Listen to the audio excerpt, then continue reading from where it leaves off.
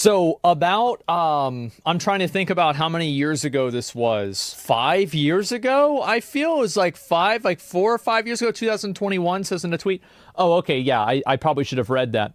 And anyway, so Goldfish Memory completely contradictory statement, only 2 days apart. And then some guy says, you work for Jews. And then Elon Musk responds to the accusation that you work for Jews by saying, while I don't condone the actions of one group, I must admit to being openly philo-Semitic. I don't know what that is. And generally trying to see the good in all people. And then in a response to that, this guy says, bring back Nick Fuentes on Twitter. He's been banned since 2021. What happened to your promise, big guy? Elon Musk goes and says, very well, he will be reinstated provided he does not violate the law, and let him be crushed by the comments and community notes. It's better to have anti-whatever out there in the open to be rebutted than grow simmering in the darkness. And so it's looking like Nick Fuentes is getting unbanned. And so this is what he says here. This will get enormous backlash, but if it's free speech platform, I think it's the right move. I think that what Elon Musk wants to do is that he wants to, what do you call it? He wants to bring everybody back on Twitter. So there's no longer an expectation that advertisers will have that content will be removed from Twitter. I think this is like a meta level strategy that he has, where it's like, basically, I'm going to unban everybody. I'm going to not ban anyone. And so I think the goal is to normalize not expecting the platform to take an action, to normalize that. So that way advertisers don't pull out every single time somebody has a bad tweet. I think that's basically what his strategy, what this is like his end game, right? Fuentes on Rumble openly asked for the total extermination of many ethnic groups with a rhetoric that would make a Nazi blush. Well, he's not, guys, he's not calling for extermination of ethnic groups. It's of cookies, okay? Come on, you've got to get it right. And I think that this kind of stuff, I do agree with Elon with the fact that it's better to have this kind of stuff out in the open, because I feel like a really good example of this is Andrew Tate. I feel like after Andrew Tate got reinstated to Twitter, it became a lot more obvious that some of the things that he was saying were just fucking stupid. And I think that the more that people actually see the opinions of anybody, the more that people can actually discuss what those opinions are and the validity or lack of validity of them, right? Kind of true? Yeah, and so this is what he says. I believe Nick was also incredibly radicalized as a result of censorship. Well, I think a lot of people have that happen. Like, so what I think happens is that people might get kicked off of the platform, or they get kicked off of like some group, or they get fired from a company, or they have something happen. Like, most people get radicalized, not because of reading online rhetoric, but because something happens to them in their personal life that validates the online rhetoric that they were already aware of.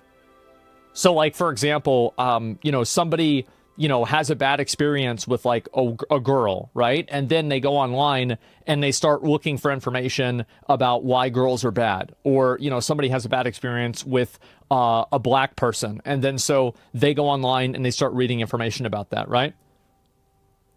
Most people have the cookie quotes, then people take the quotes, then make them their ideology. Oh, yeah, of course, right? J.K. Rowling is a good example of radicalized by backlash. Her earlier tweets were pretty normal, but she got death threats. I think J.K. Rowling is a great example. Yeah, I think that's definitely a great example, because, like, J.K. Rowling was like, she was basically saying, like, yeah, trans women are women, but they're not the same as, like, biological women. And people went absolutely fucking apeshit on her for that. Like, I mean, I'm talking like, because before then, see, a lot of people might not remember this, but J.K. Rowling was like a super omega feminist. And like, people would complain about this a lot on the internet back in the early days. And so as soon as this happened, a lot of people were like, well, that's what you get, right? Because you court this audience and then now they're turning on you.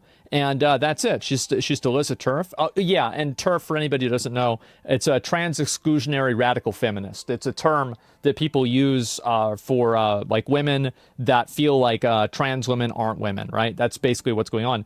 And so I think what's happened in the process of that is that J.K. Rowling has gotten more and more radicalized away from that group and away from like the ideology that she used to be kind of promoting because of the fact that people lashed out at her so much because of that. And so they aren't like, yeah, I mean, do you guys see the same perspective that I do with that? Like, I don't know. Like, what do you guys think? You know, she's a horrible person. Yeah, like TERF. Yeah, there he goes. Dumb ideas need to be publicly shamed. Well, I think it's important for dumb ideas to be publicly shamed, but they also have to be in the public, right? I think you have a point. Yeah, and I think that's what happens, right? Is that, you know, somebody gets censored or something like that, or they get banned off of a platform, and then after they get banned off of the platform, they become more and more and more radical, right? And I think this happens in real life too. Like, think about a lot of like weird like school shooter people or, you know, like terrorist people. Like, this is generally kind of what happens, is that somebody gets marginalized by society in one way or another, or by a group of people, and then they just become more and more extreme over time until it boils over and they ruin their own life, or they also ruin other people's lives in the process. And so, yeah, I think probably that happened with Nick, but I feel like Nick has always been pretty extreme, right? I mean, like, yeah, I don't know if he's any more extreme than he is now. As I said, I haven't watched any content from Nick Fuentes probably in like 3 or 4 years, so I haven't really been keeping up with it. Let's see the rest of this. So then Elon Musk responds, he says this, fate loves irony but hates hypocrisy. I cannot claim to be a defender of free speech, but then permanently ban someone who hasn't violated the law, no matter how much I disagree with what they say. This is probably cause us to lose a lot of advertisers. It makes me sad, but a principle is a principle. Yeah, and I think that also the advertisers will come back. Because the advertisers don't really care about this problem. They don't really care about Nick. They don't care about Elon. They only care about selling their bullshit. And so as soon as they feel like they won't get bad publicity for it, they'll immediately go back and do it. They care about engagement. Yeah, they want to sell their bullshit. And so that's what I think will happen. So a lot of people are actually pretty positive about this. And I think also like there is like a certain level of like the shareholders don't want bad publicity. Well, yeah, I mean, the shareholders don't want bad publicity, but what does bad publicity really do most of the time? Nothing. It doesn't do anything. I think that a lot of people like, and this is kind of a problem, is that the internet has created a sense of urgency whenever people are angry about something. But one thing that I've learned, and like, you know, here we go. Oh, look at this right here. Asmongold's controversial views spark heated online debate. There we go. See? And so I guarantee you in a week, nobody's going to be talking about that. It's going to be over. Yeah, that's it. And that's always how it goes. Elon is alienating 50% of the base who wanted his product, and by the end is shrinking his publicly traded company.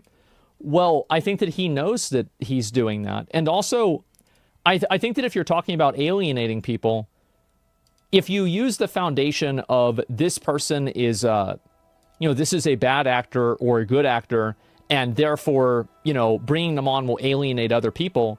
Well, somebody's going to alienate anyone, right? I mean, like Donald Trump alienates people, and they wanted Donald Trump banned. And then, what's his name? Alex Jones alienates people.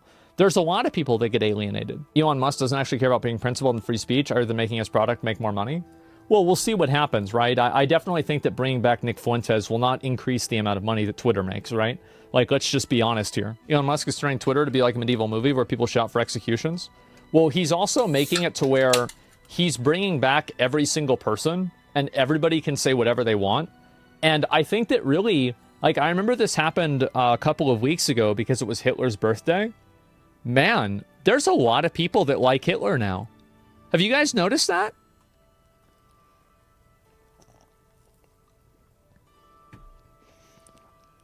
I'm being 100% serious. Way more than a few years ago. Like, I feel like the Adolf Hitler fan group has grown by like 300%. There's been a lot of them. Yeah, Yi really grew the Adolf camp? Yeah, maybe. A lot of Adolf enjoyers. His speeches get millions of views on YouTube? Yeah, but I mean, like, I think that that's for a historical reason. Let them expose themselves? Yeah, and so with Nick getting unbanned, I feel like that's going to really kind of change the atmosphere. They were always there. They just feel validated now. Well, I think that's a really good point, too, is that there were always people that had these viewpoints, but now that they're not getting immediately deplatformed for them, they're more confident in saying what they are. There's the same people who praise the Columbine shooters. Oh, yeah, and that's also another really good point. I haven't really talked about this a whole lot, but inside of like incel cultures, there is a huge fucking amount of people that are like massively positive about school shooters.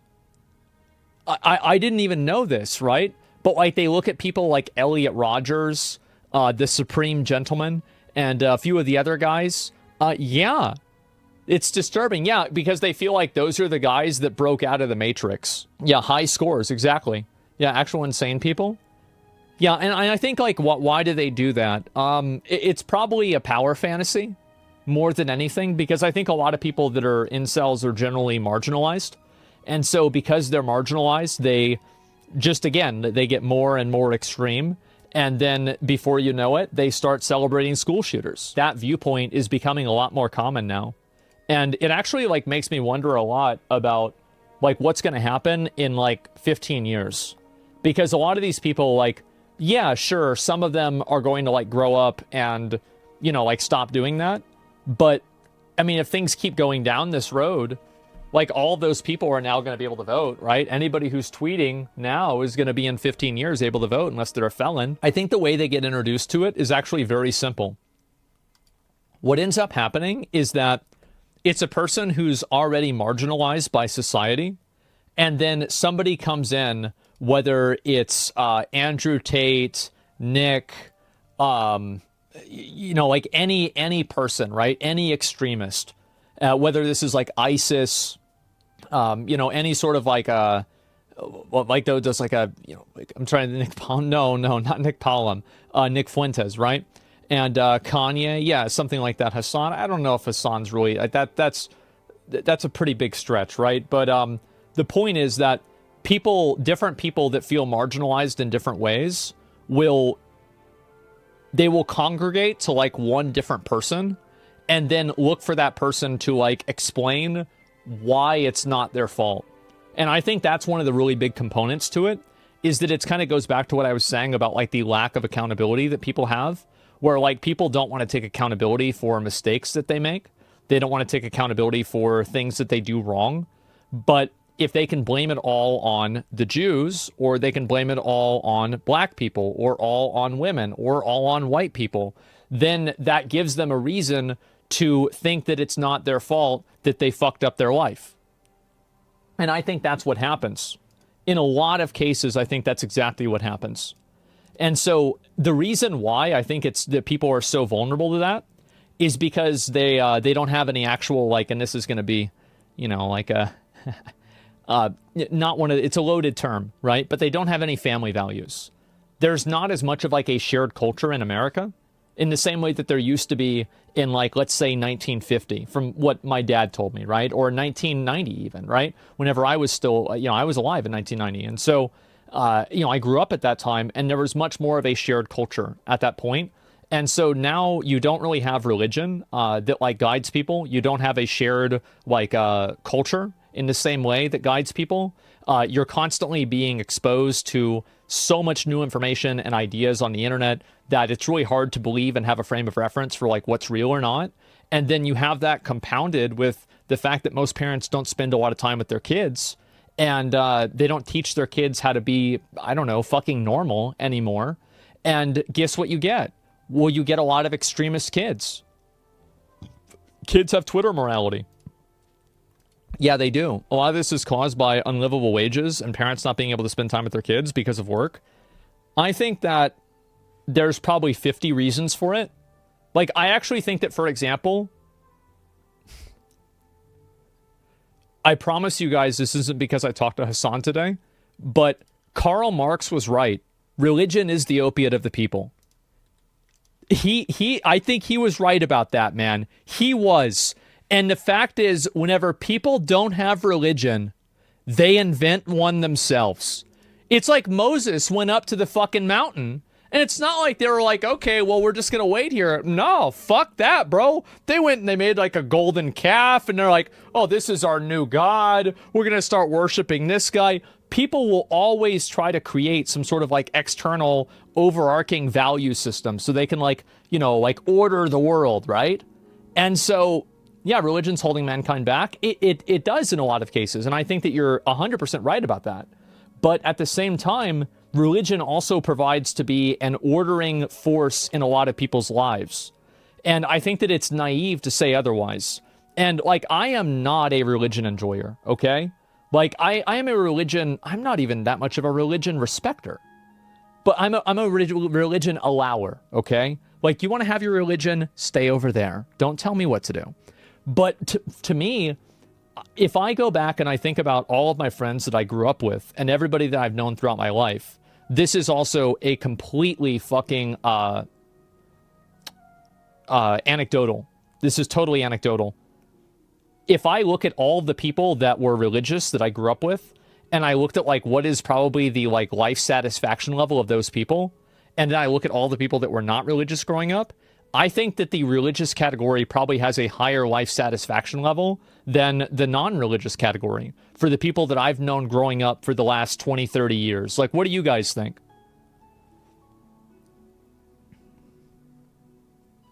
Yeah, you guys have the same experience, right? Yeah, and I think that sometimes ignorance is bliss. Yeah, sometimes I think that's the case. And because most famous athletes believe in God? Yeah, I don't know. You said this before, and I've thought a lot about it. Yeah. That's wild, because it's the opposite for me. Yeah, for sure. And I'm sure that there are a lot of people that it is the opposite for. But anyway, nuclear family is healthy psychology-wise. Yeah, and I think also, you know, this goes into, like, again, another black pill opinion that I have. I think that most people are animals that need to be told not to kill each other. I don't think that there is an innate... I think that if you let people do what they want, they will do horrible, terrible things. Because in every society, in every group, in every area, in the entire world, in every time in history, including now and 5,000 years ago, it's been happening. I think it's... You know, what's the common denominator here? So yeah, it looks like, Nick Fuentes is getting unbanned. I never thought this was going to happen, to be honest with you. I definitely like what someone says, support the right to say it, exactly. Yeah, it's looking like Elon Musk confirms Nick Fuentes will be reinstated. He was banned in YouTube 2020, violating their hate speech policy. Shit's about to get real. Yeah, I mean, unbanning him, like having Alex Jones on the platform, oh my god. It's going to be just like it used to be, man. Yeah, well, I think that, again, like, Elon is just trying to unban everybody, so the expectation for banning people is no longer on the table. I think that's his end game, right? That's what he's trying to do.